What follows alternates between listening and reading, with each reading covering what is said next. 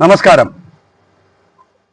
ബഹുമാനപ്പെട്ട കേരള മുഖ്യമന്ത്രി വി.ഡി. സതീശൻ സാറിന്റെ ഒരു പ്രസംഗം ഞാൻ അതേപടി അനുകരിക്കാൻ ശ്രമിക്കുകയാണ്. ഞാൻ സലീം ഖാൻ പന്തളം.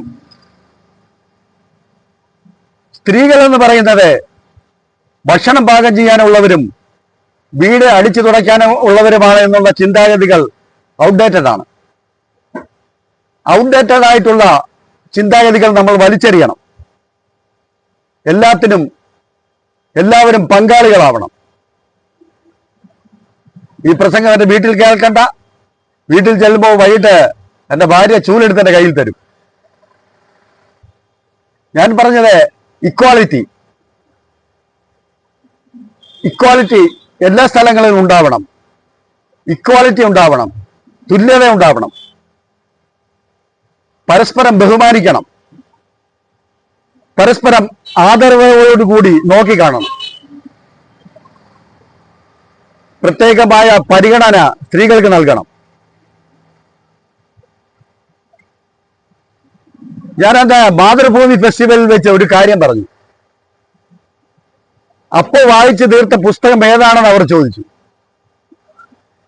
മാതൃഭൂമി ബുക്സ് പേരിലാണ് എന്ന് തോന്നുന്നു. യഥാർത്ഥത്തിൽ എന്നെ വിസ്മയിപ്പിച്ച ഒരു പുസ്തകമാണ് ഞാനന്ന് വായിച്ചു തീർത്തത്.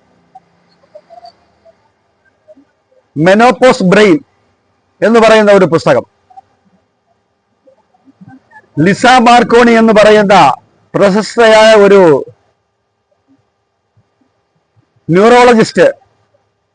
ന്യൂറോ സയന്റിസ്റ്റ് എഴുതിയ ഒരു പുസ്തകമാണത്. അതിമനോഹരമായ ഒരു പുസ്തകമാണത്. പുരുഷന്മാർ കാണാത്ത, അവർ അനുഭവിക്കാത്ത അനാറ്റമിയാണ് സ്ത്രീകൾക്കുള്ളത്.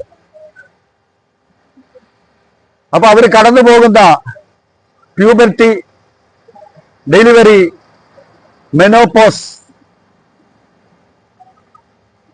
പോസ്റ്റ് മെനോപോസ്, ഇതിനെക്കുറിച്ചെല്ലാം വളരെ വ്യക്തമായി ചർച്ച ചെയ്തിരിക്കുകയാണ് ഈ പുസ്തകത്തിൽ.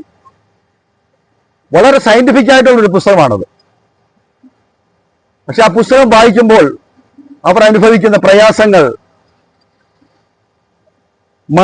മാനസിക സംഘർഷങ്ങൾ, ബ്ലീഡിങ്, സ്വെറ്റിങ്, ഡിപ്രഷൻ, അങ്ങനെ പല ഘട്ടങ്ങളിലൂടെ സ്ത്രീകൾ കടന്നു പോകുന്നു. സത്യം പറഞ്ഞാൽ നമ്മളെ ഇരുത്തി ചിന്തിപ്പിക്കുന്ന ഒരു പുസ്തകമാണത്. ഞാനന്ന് വളരെ ഗൗരവത്തോടുകൂടി പറഞ്ഞു, നമ്മൾ നമ്മുടെ ഗ്രാൻഡ് ഫാദറിന്റെ, അമ്മയുടെ, ഭാര്യയുടെ, മകളുടെ, സഹോദരിയുടെ ഇത്തരമൊരു വിഷയഘട്ടങ്ങളിൽ കൂടെ കടന്നു പോകുന്ന കാര്യം പുരുഷന്മാർ ശ്രദ്ധിക്കാറില്ല. അതങ്ങനെയൊക്കെ അങ്ങ് പോകും എന്നാണ് നമ്മൾ പറയുന്നത്. പക്ഷെ ഈ പ്രയാസങ്ങളൊക്കെ അനുഭവിക്കുമ്പോഴും അവരവരുടെ വീടുകളിലുള്ള ജോലികളും ഓഫീസുകളിലെ ജോലികളും അവർ തന്മയത്തോടെ ചെയ്ത് തീർക്കുന്നുണ്ട്. ഇതൊന്നും പുരുഷന്മാർ ഓർക്കാറില്ല. ഈ പുസ്തകം സാധാരണ സ്ത്രീകൾക്കുള്ള പുസ്തകമാണ്. ഞാൻ പിന്നീട് സജസ്റ്റ് ചെയ്തു എല്ലാ പുരുഷന്മാരും ഈ പുസ്തകം വായിച്ചിരിക്കണം എന്നാണ്. പിന്നെ വേറൊരു കാര്യം, നമ്മൾ പഠിക്കുമ്പോഴാണ് മനസ്സിലാക്കുന്നത് മരുന്നുകൾ ഉണ്ടാക്കിയിരിക്കേണ്ട ആർക്കാണ്.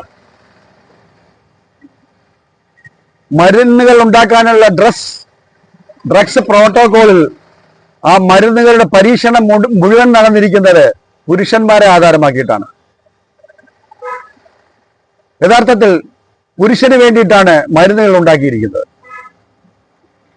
ഫാർമസ്യൂട്ടിക് പ്രൊഡക്ട്സ് എല്ലാം ഉണ്ടാക്കിയിരിക്കുന്നത് പുരുഷന് വേണ്ടിയിട്ടാണ്. സ്ത്രീകൾക്ക് വേണ്ടത് പ്രത്യേക മരുന്നുകളാണ്. ആ മരുന്നുകൾ ഉണ്ടാക്കിയിട്ടില്ല. ഗൗരവകരമായ ചർച്ചയ്ക്ക് വിഷയമാകേണ്ട ഒരു വിഷയമാണിത്.